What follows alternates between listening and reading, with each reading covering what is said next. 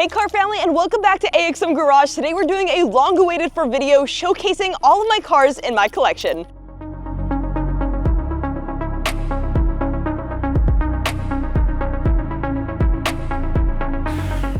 There's literally a key for each finger on my hands, and these aren't even all the keys to the cars. To be honest, half of them don't really run, but they're projects, you know. We are, however, missing two cars in the collection. One's actually coming from Japan. It's a new car that will be joining the collection. I've been super psyched about it. It has been one of my dream cars. If you want to guess it down in the comments, go ahead. To give you a hint, it's recently legalized. As for the other car, it's my Liberty Walk GT-R R35. It is not going to be in this video today. It is actually at the shop waiting to be worked on for SEMA this year. Big things in store for the GT-R. I'll actually be making a video on it next week to show you guys exactly what's going on with the build. A lot of people have been asking, where's your car? It's a little apart. Just a bit. I'm talking all the panels are currently off, the wrap is fully off, even the glass, the seats, literally everything. It's not a shell just yet. So I'll touch on the GT-R in the next video, but today I wanted to go through and show you guys the entire car collection, but in order. So that means that we're gonna start off with the very first car that I've ever purchased, my Audi A3.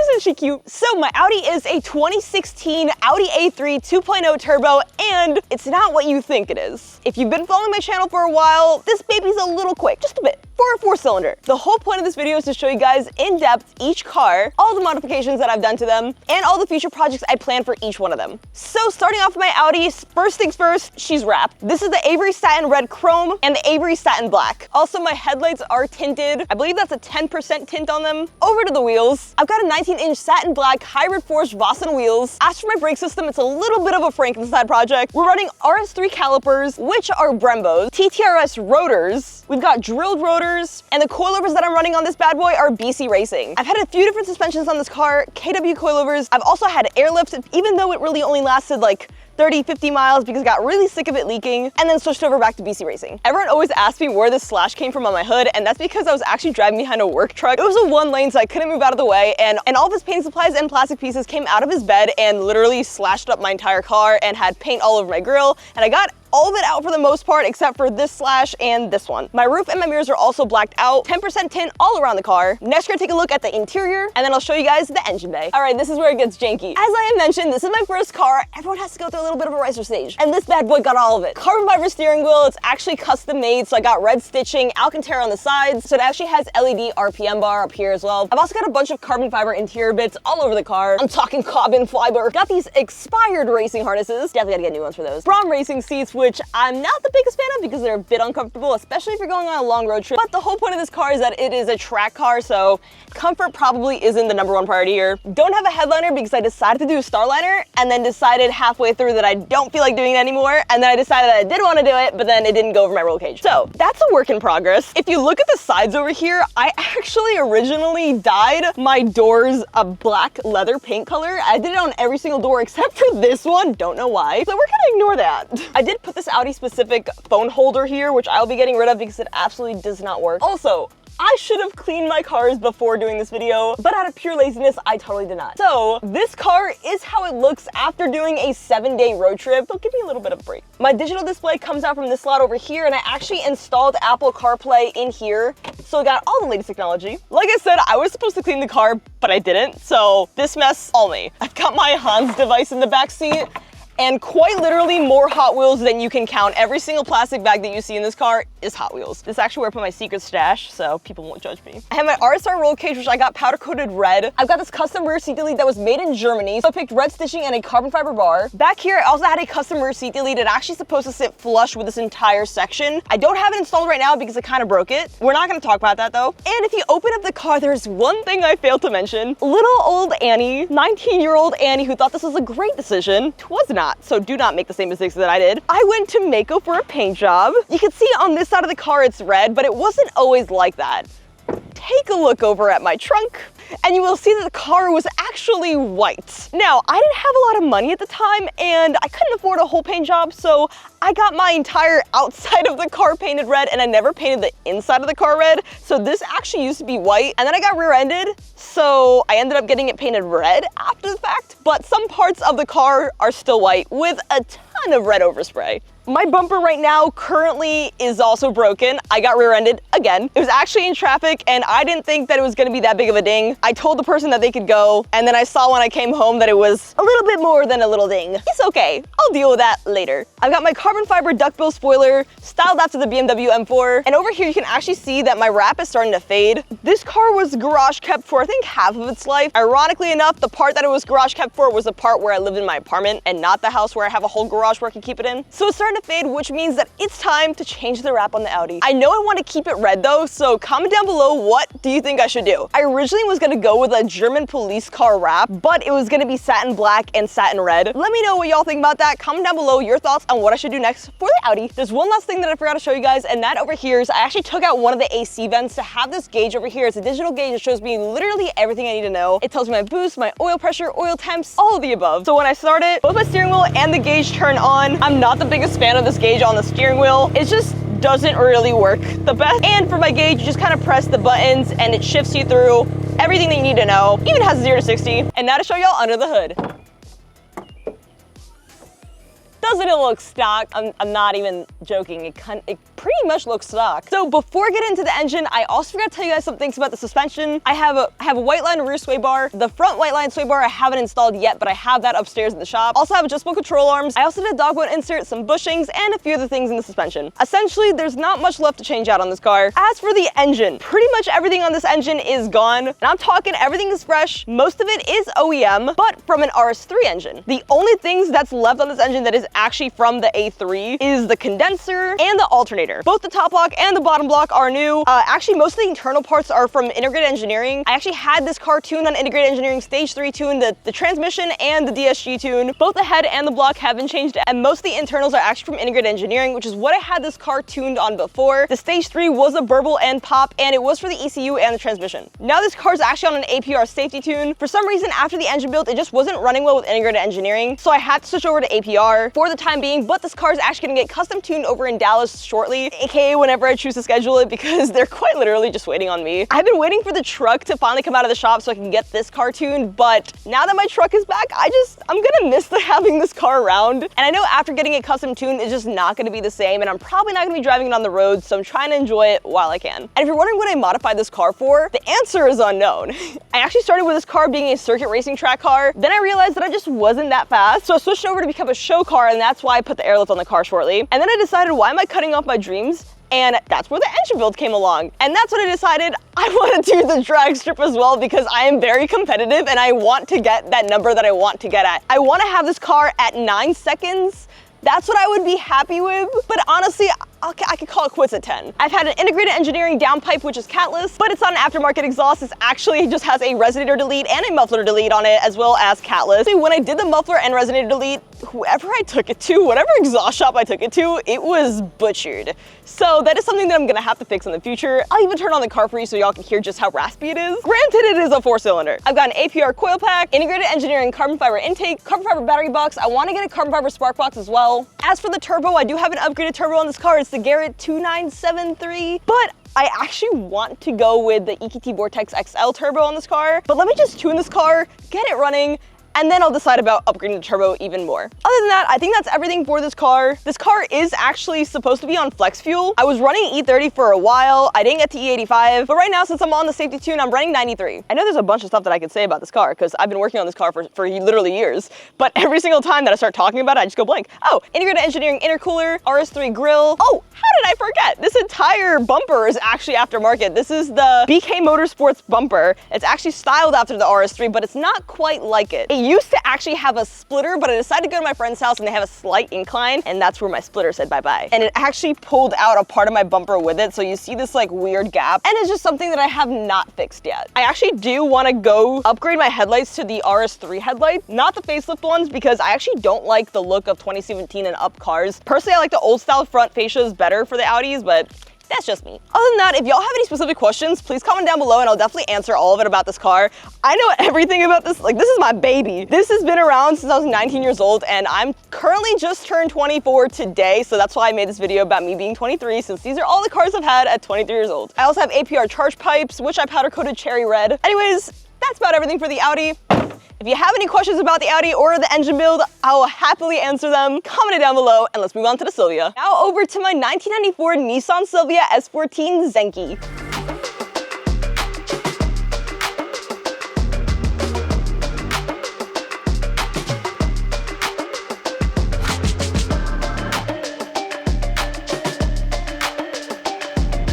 This baby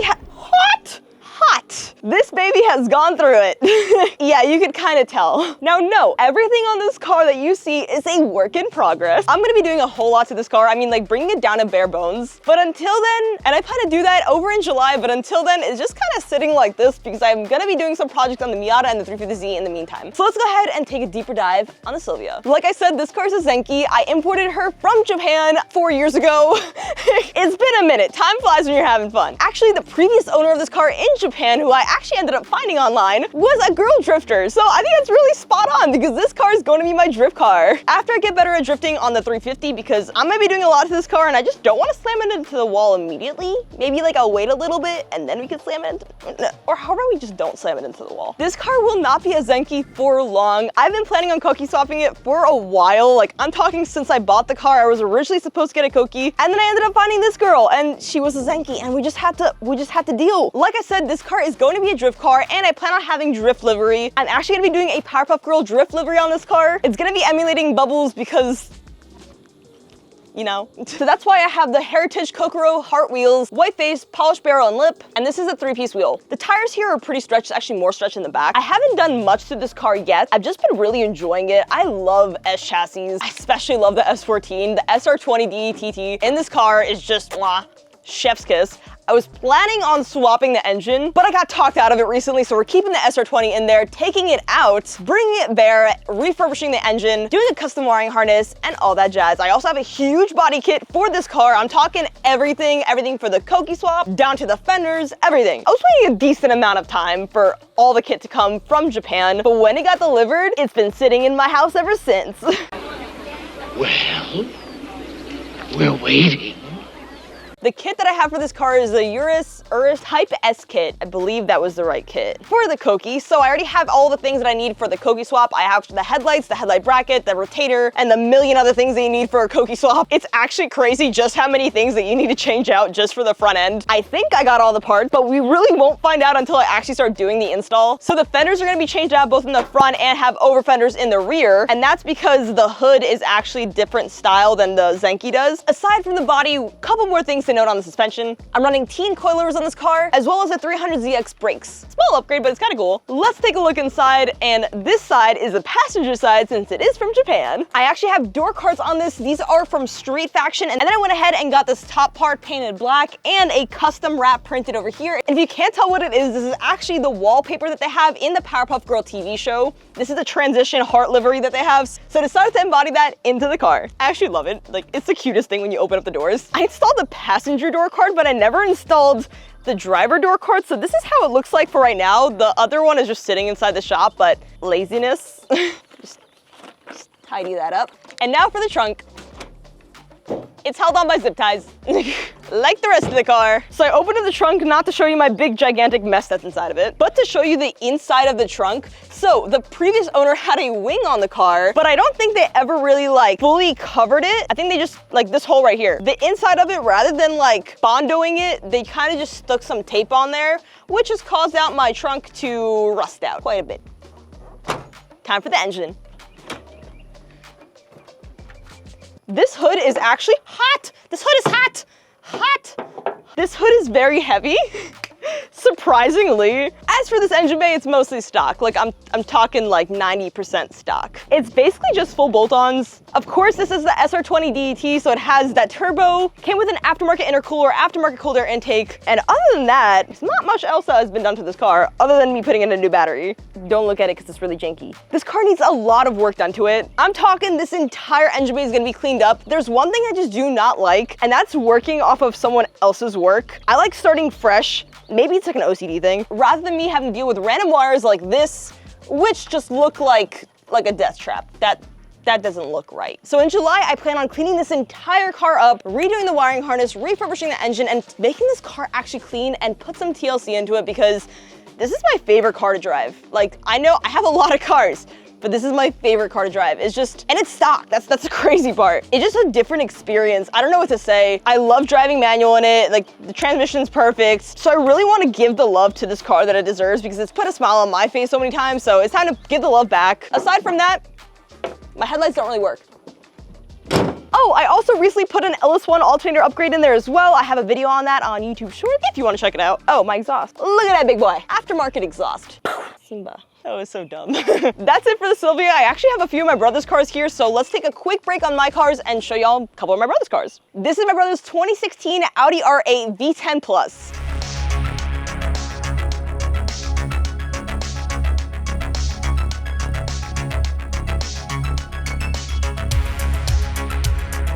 This baby has probably gone through more than any of my cars combined because it's been driven by my brother, which is probably the worst thing that can happen to a car because he drives his cars to a different level. It has a fab speed exhaust, which makes this car sound incredible. The battery's dead, guys, so I really hope it starts in the first try because it is an absolute nightmare to actually charge this car. Essentially, the hood just keeps getting stuck on the latch over there, and it just makes it a hard time. This car has this beautiful wrap on it, which has been on this car since, I believe, 2017, 2018. It's been a minute, and it looks really good, other than the fact that it's dirty. This car's been in car shows, it's been on rallies, it's been absolutely dogged on, but it's been a gem. I'm talking this car has made it through all of it without having a single problem, really. And if there's any car that I would absolutely love to daily drive, it'd be this one. I would show you guys a lot more on this car, except most of it is stock.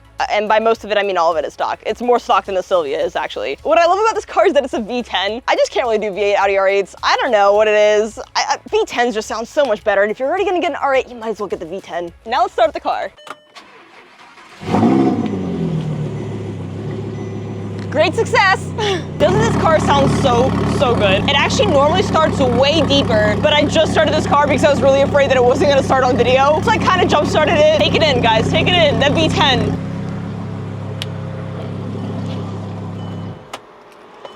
Anyways, now for the R32. Now for my brother's GT-R R35.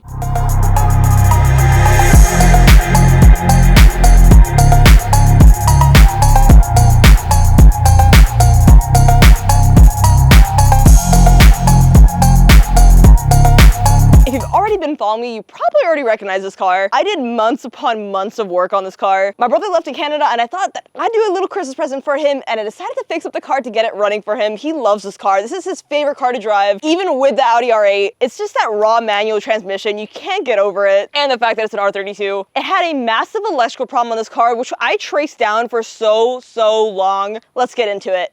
What have I done on this car? What haven't I done on this car? I've given this car more love than my cars. All right, let's start with the interior. Pristine. Detailed by moi. So this car is right-hand drive. It's from Japan. It's from Japan! I installed a short shifter on this car, but I honestly forgot the name of the company. I got the short shifter from Enjuka Racing though. I even gave him this little sweatshirt from Enjuka Racing to warm up the shift knob, even though we live in Texas. He has a Recaro driving seat. Everything else is stock, except for the steering wheel, which is Momo. He also has a Nismo shift knob and a Nismo cup holder. Let's take a look at the other side. All right, into the other side. He has this overly expensive cup holder, which all GT-R owners want for some reason. A lot of the electrical work that I did on this car had to do with the dash, so I pulled this entire entire thing off. I worked with the entire wiring harness on this car. Luckily, we have another R32, so I got to use a lot of the spare parts on that car to fix the problems on this car. I swapped out the ECU to see if that was one of the problems causing the electrical problems. It wasn't. By the way, the electrical problem that I was talking about was that at 4,000 RPM, this car, the entire power would just cut out. It would also stall out at stoplights. It was just a big mess. Actually, there were a ton of different problems causing the electrical problems to begin with. Everything from wiring to the fuel. There were so many problems in this car. Now, I'm not gonna pull out the dash to show you guys, but it's actually in one of my short form videos if you wanna check that video out. Actually, I recommend checking out the GT-R R32 series if you were interested in this car. There's actually a pretty intricate series detailing all the problems of this car and all my solutions for each problem. So, the switch to this headlight switch is actually melted? The switch to this headlight switch is actually burnt and melted. That is actually one of the problems that I didn't get to fix yet. I still have to order the wire for this car, but I haven't made this car a priority since I worked on it for like 3 months in a row. It's time to start giving love to my own cars. So one of the problems causing the electrical problems on this car was actually located in the fuel system, and I figured that out through the wiring diagram. The FPCM module, the fuel pressure control module, is located right over on the opposite side of this quarter panel. You actually have to take off the trim piece, the panel that's holding it down, and when I took it off, I actually noticed the wires were burnt, and a few of the diodes and a bunch of the other circuit board was melted. So I actually took the fuel pressure control module out of the equation. It's been quite some time since I've worked on this car, so give me a slight break, but from what I remember, you bypass the fuel pressure control module to regulate the voltage, and that's what was causing a part of the problem. Like I said before, there was a bunch of different problems causing that to happen, but I believe that that was one of them, and the evidence showed through the burnt wires. Over in the back here, underneath this carpeting, which I'll actually take out to show you guys, I switched out the fuel pump to a high pressure fuel pump from AEM. I was gonna take out the panel over there to show you guys the grounds that I clipped, but I'm not gonna because it's gonna take a while. So we're just gonna cover that right back up. Another problem that was on this car was that it had horrible grounds. Like I'm talking about the grounds over here, the grounds of the fuel pressure control module. Like I said, I also took out the entire wiring harness on this car. One of the other problems that I noticed on this car, which also has yet to be fixed, a lot of the grounds both in here and behind his media system, a lot of the grounds were cut and were not working or corroded or a whole bunch of other problems. So I fixed up all the grounds, but the problem that I did not get to was over at the ignition switch. So that was one of the things that I was looking at through the wiring diagram. So he has a turbo timer on this car, and I traced the turbo timer back, and one of the things that the turbo timer comes with, the kit comes with, is a harness that is an extension of the ignition switches, and one side of that switch was actually burnt and melted. Have yet to fix it, but it looks like it hasn't really caused too much damage. I took that extender out and just connected it normally, so we bypassed that turbo timer. It doesn't exist anymore, and I think I actually took it out of the car. So if he wants to install that, that's on him. His hood sucks opening. Now for the engine bay. So again, this car is also mostly stock. Kind of runs in the family, huh? He has the R33 styled front grille, which is the honeycomb grille from Driver Motorsports. Personally, I like it more than the R32 grille because it has the GT-R logo. I'm also a really big fan of honeycomb grills. Now, I've checked everything on this car. I quite literally know this engine bay inside and out. I did an LS1 upgrade on this car. I also upgraded his alternator from an RB to an LS1 alternator. That's out of a Pontiac GTO, and I also have the bracket, which adapts it from the LS1 alternator to the RB. I did a full diagnostic test of this car to find the electrical problem. So I checked the spark plugs, those are good. I also did a compression test on this car, which all the numbers came out good. Another thing that I was weird about, other than the ECU, was that the stalling problem could have been coming from the MAP sensors, which is a big problem on these cars as well. But I had spares from the other R32, and when I put them on and installed the new MAP sensors, they were not a problem. I also got him a new battery because his battery was bad, along with his alternator that was also bad. I also got him a Greddy oil filter, and he has the HKS oil filter relocation kit as well. I'm sorry, as I'm like reviewing this car, I'm remembering all the things that I changed on it, and it's a lot more than I originally remembered it being. I also changed out his water pump over to the ISR Performance water pump, I believe. I changed out his pulley tensioner, his idler. I also changed out his belts, so I believe the timing belt is a Tomei belt now, and the other ones are OEM. He has an aftermarket intercooler. I also remember his slave cylinder was leaking, so I changed out his slave cylinder. I also did a master cylinder rebuild kit as well on his car. I also adjusted his coilovers, and he has the HKS ones, the ones that are actually super rare that it costs like an insane amount to rebuild them. I believe they were the Hypermax coilovers. To be honest, you could do with some new set of coilovers, but I will not be the one changing them out. I also redid a bunch of the grounds in the engine bay, as well as the positive and the negative for his battery. I also realized that his headlights were actually wired pretty wrong, and that's something that I still have to get to.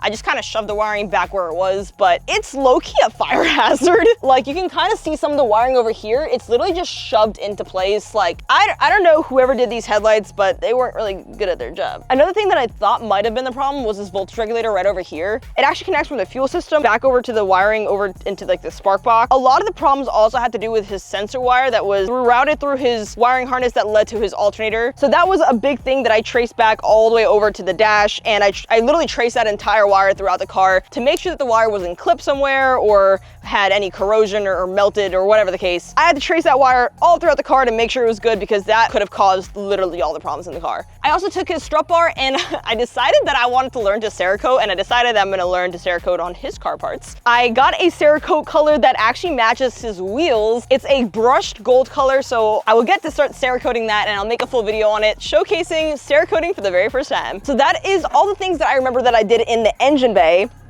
But there's one other thing that I failed to note. Come over here. I also polished his wheels and got the entire car aligned. This took me 32 hours. I kind of ADHD hyper-focused on it, I'm not gonna lie. I probably could have finished this way sooner if I just wasn't such a perfectionist, and even then, you still couldn't get out some of the really big scratches and such. But I tried my best, and it was also my first time polishing wheels and refurbishing them. What would have been ideal is if I actually unbolted the face, but I don't really play around with, I believe it's a two-piece wheel. I don't really play around with two-piece wheels too much, and I don't think that day was the day that I would start. So I polished the wheels, I got rid of all the scratches. I actually didn't finish doing all the wheels yet, so that's one of the things that I have to get to. So let me show you one of the wheels that I did not get to show you guys the comparison of this wheel versus the other ones. This is how it looked like before. You can see all of that deep curb rash in the wheels, and actually I think this is probably one of the better ones, ironically enough. I actually already cleaned the wheel hub cap, so that was way crusty dusty than it looks like now. These wheels are the Senna Gen 2s, and actually a good clean wheels of these I think runs from $1,500 to $1,800. So I just got his money back. I just upped the valuation on this car. I also got him some Kumo XV 730s because he needed new tires. Those things were expired. That's I think everything that's on this GT-R R35. I know this baby inside and out, just like my Audi really, but it's time to move on to the rest of my cars. This is my 2020 Ford F250.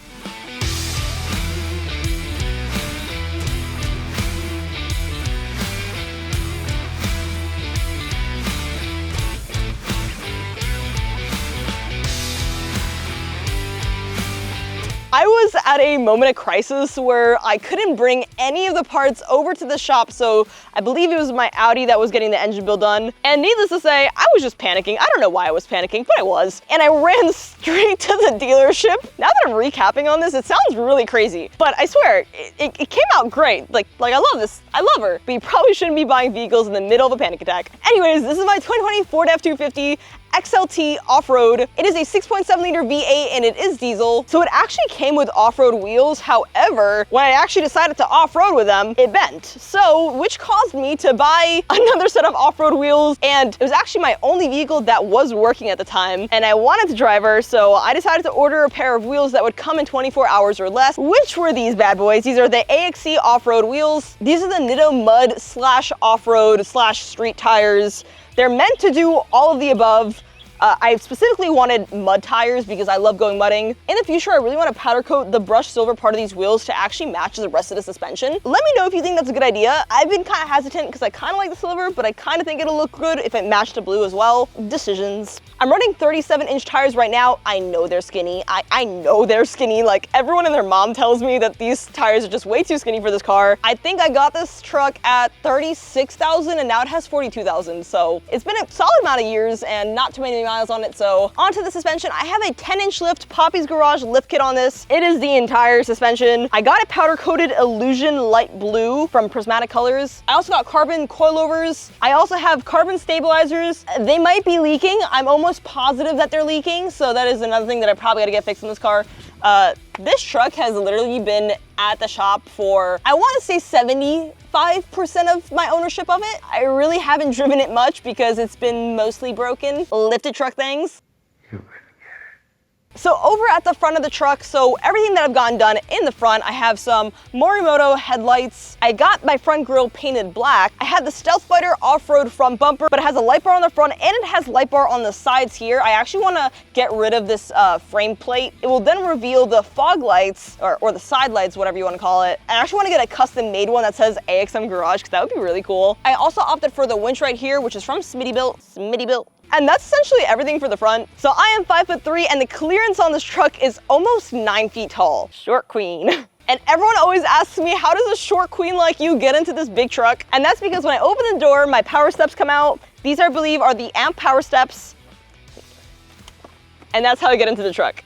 So for the interior, I only really did a few things. I decided to go with an Alcantara headliner, which I was actually turning into a Starlight headliner, but I don't really want to get into it. But needless to say, there are no Starlights currently installed. It's a work in progress. Over at the side of my steering wheel, I have these two buttons to control my front light bar and my side lights. On the right side of my steering wheel, I have the button to control the lights in the back of my truck. And on my mirror, I have my AXM air freshener, which you can buy at axmgarage.com. This smells like black ice, everyone's favorite scent as an air freshener, and this is a replica of my GT-R wheels. So the one thing that was a must in whatever truck that I decided to buy was that the truck had to have leather seats. And lucky for me, whoever the previous owner of this truck was, they actually already bought Catskin leather seat covers, which essentially look OEM. But Catskin actually hit me up for a new interior a while back, so I decided to go for it. I got the same exact seat covers that I had on the truck, except I got them in black with white stitching, and I actually got seat coolers installed, which actually work better than OEM. They also have heated seats as well. I love these seat covers. They literally look OEM. I'm not even just saying that. I love these seat covers even before they reached out to me. They're just a gem. I don't know, they look so good. It actually had the center console as well, and it has the rear seats, which I'll show you in a second. Over at the rear seats, I just had friends over, so like, don't mind the mess. These literally look straight OEM, so you can see along, like they literally are identical to OEM. I actually watched them install it onto the car, and they actually add cushioning into the seat and fully like sew it in. It was a cool experience. I have a video to document the entire process. If you want to check it out, go ahead. You can technically DIY, but I got them installed at an All Out near me, which is in like an authorized dealer. Over at the back, I have a Stealth off-road rear bumper as well, which has side lights, 2 of them, and that's what the button on the right side of my steering wheel controls. Let's open up the bed. I got the bed liner sprayed literally instantly from buying the truck. That was smooth. This is a Gator truck bed cover. You have a lock over here so you can actually lock it, but if you press the button, it pops out, and then you just push it back. The only thing that I don't like is that it does take up a little bit of room at the top over here, but you can still use the space below it, as well as it actually leaked water a good amount of times. Almost every time that it rains, it leaks water into the bed. The best part about this truck is that I actually got an air mattress that fits right into the bed of this truck. It is perfectly spaced for this specific truck. And I got a tent that goes over the truck bed as well that is designed for that Ford F-250. So I can go camping anytime, and I love that. And that's it for the truck. It is also tuned, so technically it is pushing, I believe, a little over 600 horsepower to the crank. Other than that, this is my daily driver, and I love it. And let's head inside. Now over to my 2003 Nissan 350Z.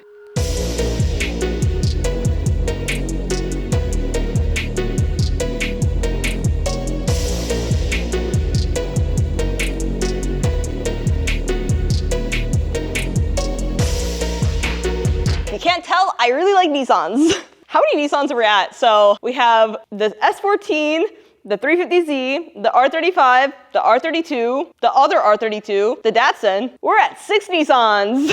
So this car is my actual drift car, which I will be learning to drift on. I'm learning how to drift on the track with this baby until I am ready enough to be drifting my S14, because I really do not want to crash that car, which is why I actually bought this car. I thought in my head, I'm like, what car would I absolutely not care if it got crashed into a wall? The 350Z. I paid $6,500 for this car, which I absolutely regret. And that's because I did not have the cash. I literally brought a cashier's check because I'm stupid. So I couldn't really negotiate at the time. But in reality, if I were to buy this car again, I'd probably pay no more than $4,000, realistically $3,500. So yeah, I overpaid for it. I do have a couple short form videos which documents how this car looked when I first bought it and all the problems that it had on it. So I'll try to remember everything as best as I can, but if you want some more details on this car, I do have a series on it. This car was originally originally wrapped Smurf blue.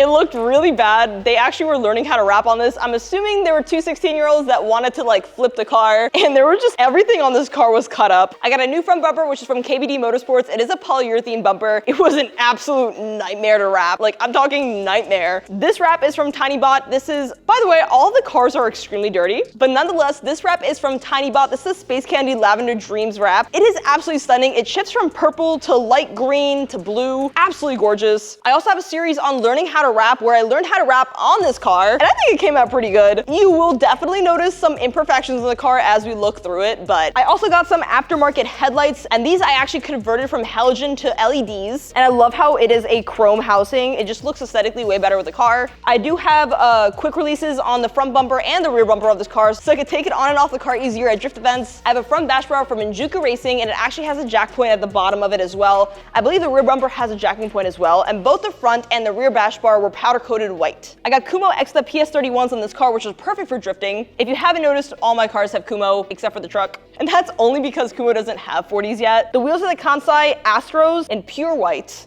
Haven't done anything with the brake system just yet. I do have the ISR Performance coilovers on this car. I do have a welded diff on this car because it is a drift car. I still think I might get cleared out taillights so that there is a chrome housing as well to match the front. Let me know what you think about that. I think it'll look really good because I have the white bash bars and the white wheels. Over here, I have my bolt-on duckbill, which is supposed to mimic the Rocket Bunny duckbill. This was an absolute catastrophe to install, but I was determined. The car actually came with a stick-on duckbill, but I didn't like the look of it. I really like the look of the bolt-on for some reason, and I was on a mission to get this done, and somehow I got it. I put in rivets into the entire trunk, and then I got these countersunk M6 bolts, and I put those into the entire trunk, and it looks decent. Just don't look up close because I actually got new bolts that will fit better with the spoiler, but I have to install them, so this won't look as janky later on. I have a carbon fiber antenna, and ignore the fact that I'm holding up the bumper with my foot. I recently filmed a video in this car, so it's pretty dirty. But to give you guys a rundown of the interior, I have the Energy Prisma bucket seats that are in pink from Injuku Racing, purple Energy racing harnesses from Injuku Racing. I have a custom Kirby shift knob made by Sakurai. It's actually custom made, so it has my name on the top of it. I have a slim hub and then an Energy quick release, as well as a quick release steering wheel as well. The doors don't stay open. I did fix the oil pressure switch, which is located next to the oil filter in the front, which fixed my gauge, so it finally works now. I actually also replaced the gauges as well, and I replaced this entire center console because it was all cracked. This is a Panasonic aftermarket media system that it came with the car. I have a B&M short shifter. Again, this car was filled to the brim while I was moving, so there's kind of still stuff in the trunk. I have a harness bar installed in the back, which is also powder coated to be white. I forgot who makes it, but I'm pretty sure I got it from Injuku Racing. Over here is what I mean by wrap imperfections. Just don't look at it. Please don't look at it. I need to redo the rear bumper. I know. You're zooming in on it. So in order for the back bumper and the front bumper to take on the wrap, I had to actually prime both the front and the rear bumper, which was also my first time painting. A learning curve. But it came out great. It's just my wrapping skills aren't there yet, and the car has been sitting in the sun for quite some time now. Over here, I have my ISR Performance exhaust from Injuku Racing. I also have the white pipe from ISR Performance as well, also from Injuku Racing. The white pipe was an absolutely horrendous nightmare to install, but I have a video on that if you want to watch my troubles. You can see how frustrated I get in that video. Anybody that has done the white pipe on the 350Z can tell you that it's a nightmare. I actually had to Dremel out a part of the bumper so that the exhaust will fit in it. And I believe that is everything for my Nissan 350Z. I also have a whole lot more parts coming for this car, and either next week or the week after, I'll be making a video fixing the oil leak on this car. It's been leaking oil for quite some time now. That's actually why there's a piece of cardboard underneath the engine right now. I'm 99% positive I already know where the leak is coming from, but while I'm already doing that, since it's already a big job to get to that oil leak, I also decided to change out all the gaskets since I'm already gonna be doing it, as well as do the valve covers. I'm gonna be powder coating the valve covers. I have new ones from Injuku Racing. I'm gonna be doing the spark plugs and some other preventative maintenance. Super excited for that series, but other than that, let's get to the next car. This is my 1991 Unos Roadster, also known as a right-hand drive Miata.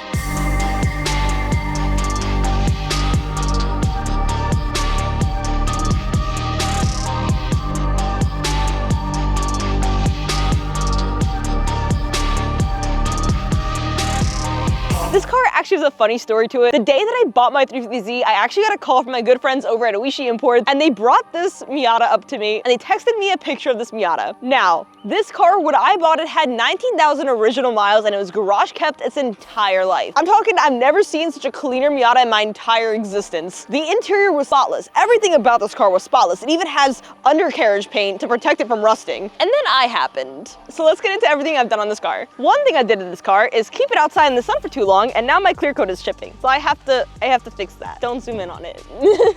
Because I imported from Japan, it is right-hand drive. Because it's right-hand drive, usually people assume that there's something different about this car. Honestly, there's not too much differentiating the left-hand drive and the right-hand drive Miata. It's just a Miata. It actually came with a paint-matched hardtop, which I absolutely love, and it came with a completely new soft top. You can actually see it, it's still in here. It had literally like the paper on it, the film on it, everything. It was a brand new soft top, so that's really cool. I have a soft top and a hard top. I bought this car for such a good price, it was actually incredible. There was only one thing about this car that I did not like, and it was honestly something that took me a while to get over, but it came as an automatic. When I pictured myself having a Miata, it definitely wasn't an automatic. So the first thing I did the second it came to America was manual swap it. It just so happened that my friend literally crashed her Miata the same week. Horrible for her, but I got a really good transmission out of it. Her transmission had like 50,000 miles on it, which is really low for being an American transmission because most Miatas are clapped nowadays. The only thing that made the install harder than it needed to be was the fact that this is a 1991 1.6 liter and her Miata was a 1997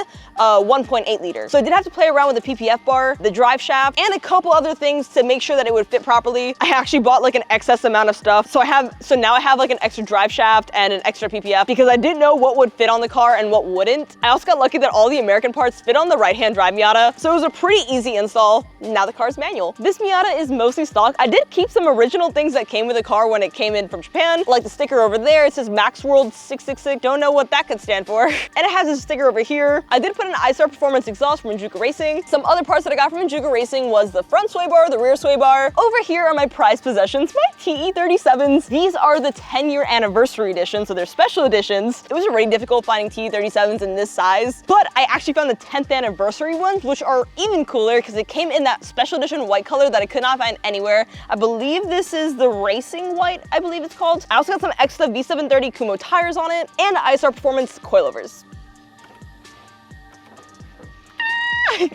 The motor works perfectly. It's actually really funny because I never used pop-up headlights before. And when it first came to America, I sat inside and I was literally clueless on how to turn on the headlights. But when I figured it out, I have yet to stop using it since, as a true Miata owner would. But come take a look inside the interior because it is the cleanest interior you'll ever see on a Miata. Ta-da! Look how clean everything is.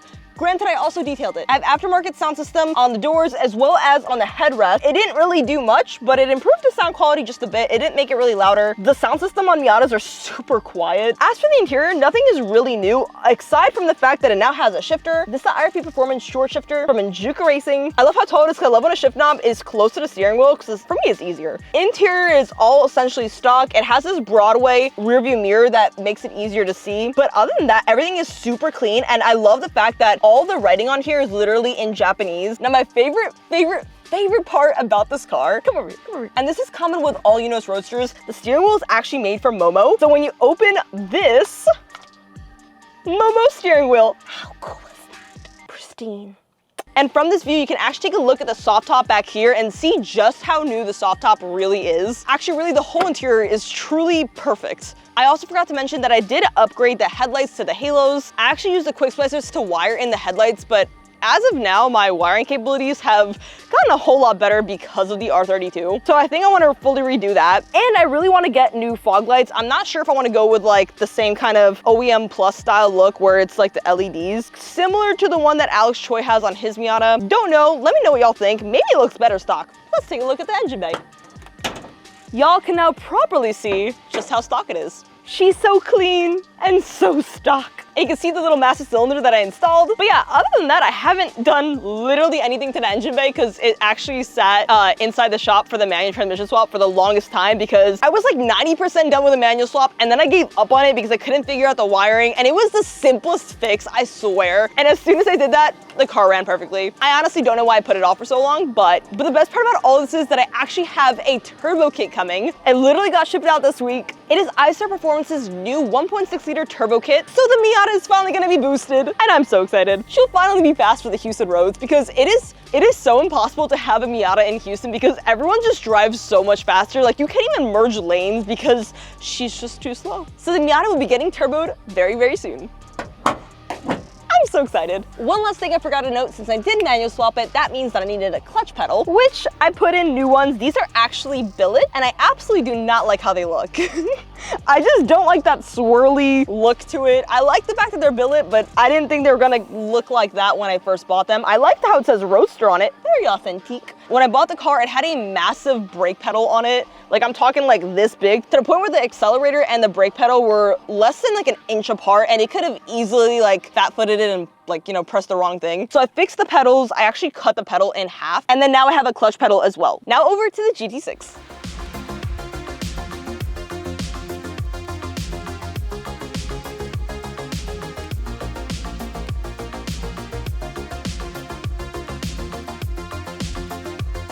Now over to my 1970 Triumph GT6 Plus Mark II. If you can't tell, the car's on jack stands because this is gonna be a long-term restoration project on the channel. This is my baby. I actually bought it simply to just be my personal project, something that I wasn't actually planning on filming, but y'all like the series so much, so I decided why not. I love documenting stuff and I would love to see the progress on this car, so it's become a part of the channel. I love the backstory to this car. When I bought it, the person that actually owned this car literally bought it off the dealership floor. He was the single owner of this car and he had lived his entire life in it.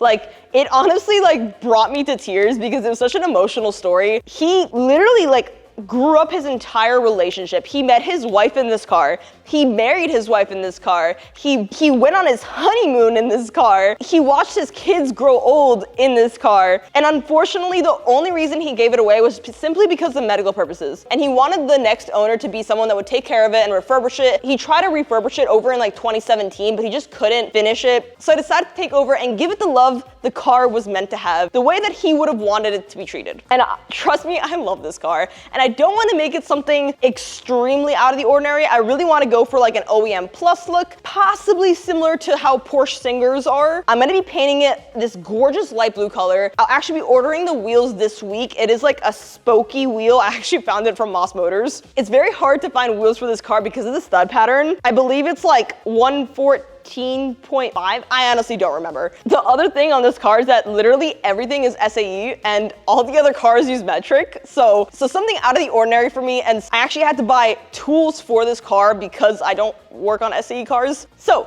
what I've started to do so far is I actually removed all of the interior in the car as well as all the carpeting. I am fully refurbishing this car and I plan on learning 3D modeling in CAD. I'm actually in the process of learning it. I'm using Fusion 360 and I plan on mocking up some parts that are custom to it because the one thing that I've noticed with this car, since it is a 1970s car, it is a classic car, and not many people own this car. I believe there's only like 12,000 made of this car in this exact model. They're not very common, and the only way that you can really find parts is either through like Moss Motors, British Northwestern Parts, or some random guy in upstate New York, or calling the catalogs. I kid you not, like the previous owner gave me bundles of parts. He actually gave me magazines that you have to call and order from the catalog. It's the cutest thing, I love it. So take a look inside. The entire interior is stripped. It's literally just like the fire resistant stuff left. I'm gonna fully redo literally everything on this car. I stripped out all the wiring. I undid everything so I can take out the entire harness soon. I'm gonna be redoing all these door panels and door cards. I just wanna make everything modernized. Like, I'm talking the fully new interior. I already removed the drive shaft, which is sitting over here, and I removed the exhaust. There is some really gross stuff in this car because it is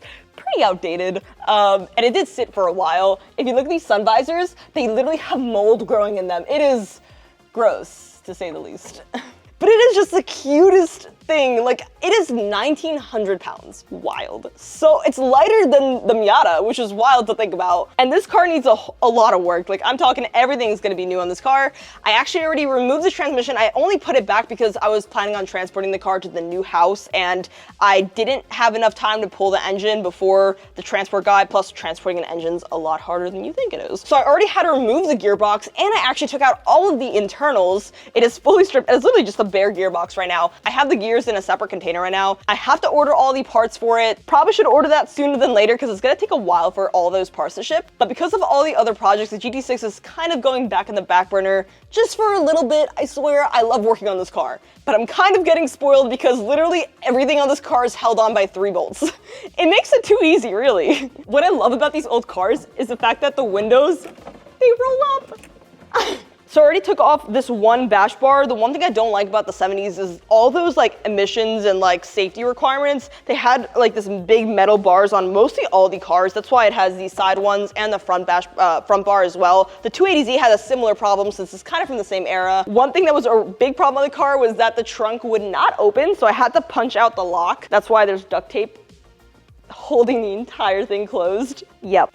And what I love about this car is that you open the hood from the back upwards, and the best part is this engine is so easy to work on. So easy. I'm actually surprised at just how big this battery is. Look at this. Also, this is my first engine that has carburetors, 2 carburetors to be specific. So I got a whole rebuild kit for that. I started doing it, and then I decided that I'm gonna pull the whole entire engine anyways, so I kind of stopped. Everything is disconnected right now, so the engine is literally ready to come out as soon as I undo the gearbox again and the flywheel. The best part is every time you decide to work on the car, whenever it's not on jack stands and it has the wheels on, you would literally just be able to sit on the tires right here and like work on the car. Not me because it's on jack stands. This thing is gonna look so cool when I'm done with it. Like, I'm so excited. I've already bought so many parts for this car and I'm nowhere near done. It is gonna look super cool. One thing that I wanted to point out about this car is that it was actually in Valencia blue, a blue that I would love the color of. Not saying that the white doesn't look good. It looks fantastic, really does. But that blue color, you can actually see it over here. It's right here and it looks so gorgeous. I actually saw pictures of it when it was in that blue color. Other than that, everything here is super easy to get to. I installed this little breather valve over here. I got this from K&N, but literally everything's gonna be new on here. I actually have already the alternator, the radiator. I bought everything to refurbish this engine. So that's essentially it for the GT6. There's not much else that I wanna say about this car. It's definitely a work in progress and a long-term work in progress. I just love this car. This is the cutest little thing ever. I can't wait to take this on Sunday morning cars and coffee runs next to the 280Z because that thing is such a beauty. Speaking of the 280Z, let's switch over to the 280. This is a 1975 Datsun 280Z, another long-term project in the collection.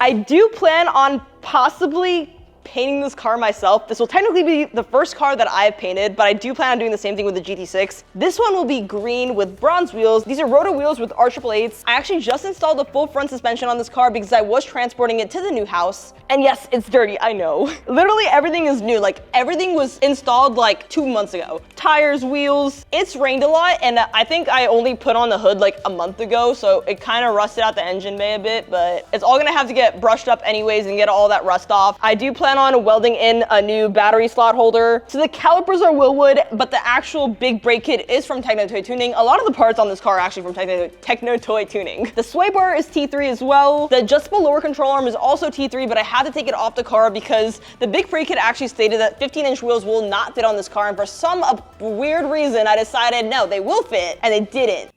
So always listen to the description. Take a look at this fully built 1700 horsepower engine.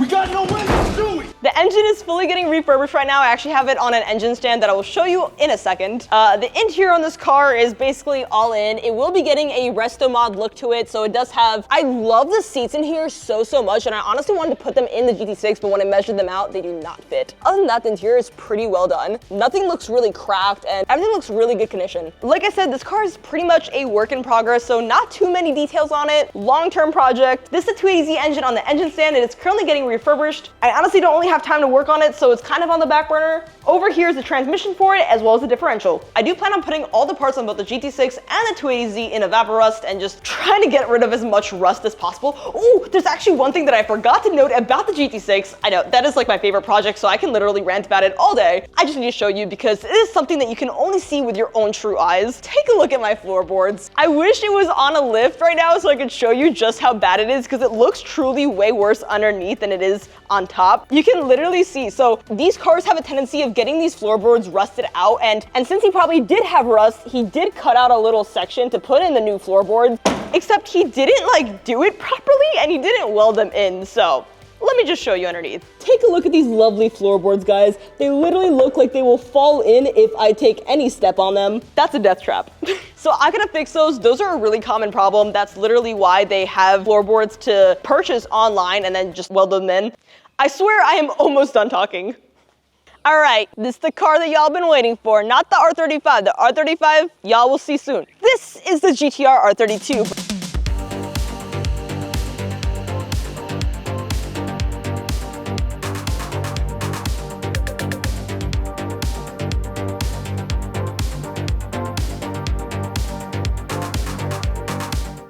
This is the same year as my brother's 1990 R32, but this car is 750 wheel horsepower. Aesthetically, we have the nose tech wrap. This is a dandelion yellow, vented hood. Actually, this hood is scraping the strut bar and the valve cover. It also has a Driver Motorsports R33 styled honeycomb grille with the GT-R logo. These are stock headlights with painted black housing and aftermarket fog lights. Running archable 8 and work wheels, stock brakes, 750 wheel horsepower stock brakes. Sounds valid. Inside this interior, you see the Recaro racing seat, custom Recaro doors. These are custom sewed in, low profile slim hub, and the low profile quick release from NRG. And the steering wheel that's on it is my custom steering wheel that is the same one that is on the Silvia Pursuit of Happiness, except this one is actually an Alcantara and it is the low profile dish. And I believe this is the 350mm one and the one on the Silvia is 375mm. This is the Haltech IC7 dash with the Haltech Elite ECU. Aftermarket pedals from the R34. We have a cube speed short shifter with a Nismo shift knob. Aftermarket shift boot with an aftermarket Sony multimedia system. Custom rear seats as well that were custom done by a shop here in Houston. And over here, I actually love this thing. If you want to leave your car and you want to be more safe about it, instead of leaving your steering wheel in the car, you can actually put this lock on. This is from NRG. And you can lock it or unlock it with this little key right here so no one can steal your car. Time for the engine. Same radiator as George's R32, except I said intercooler before, so radiator. The valve cover is powder coated. This also has the LS1 upgrade, except this has a DC power alternator bracket. This has a Garrett GTX 3582R turbo. This is a chase-based power steering relocator kit. This has 1300cc injectors with radium fuel rail. Ready oil filter relocator kit, this is way better than the one that George has because honestly, his is like right here. It takes up so much space and if you see here, the battery is missing. That's because it's actually relocated to the back. Everything on this car is done. Like I'm literally everything is to the point where it's difficult to even get into detail with it because there's just so much that has been done. This is a fully built engine, PRP trigger kit. We have a Tomei serpentine belt and an HKS timing belt, and everything for the timing is also HKS. So the pulley, the idler, everything. Honestly guys, if you want to see more about this car and you all want to see me do another video on it, please let me know in the comment section because going into this entire build will take me forever. Other than that guys, that's it for the entire car collection, aside from the new car that's coming from Japan and aside from the R35. My R35, by the way, is 650 wheel horsepower. I want to say it was the fastest car, but then we have this thing over here. So my Audi, however, will also be up in the 600s once it gets the custom tune done over in Dallas. Hopefully soon. Again, if y'all want to see anything in detail, any of the cars, just comment it down below and I will try to get to it as best I can. I've been pretty good at answering comments, so also if y'all want to support the channel, please head over to AXM Garage, check out all the new merch that we have. We've got the cool lineup of all the cars. We have hoodies with the Silvia, t-shirts with the Silvia, custom air fresheners, keychains, and anything you can think of. But other than that, that's the entire car collection. Going back through all the cars, and just getting remotivated, seeing all the cars again, because honestly, with all this move and not working on cars for so long, it's kind of put me in like this demotivated mood. But now that I can finally start working on the cars and the shop is finally done, it's time to go back to normal life and start enjoying these cars and start driving. That's it for me, guys. Love you all, car family. Peace out.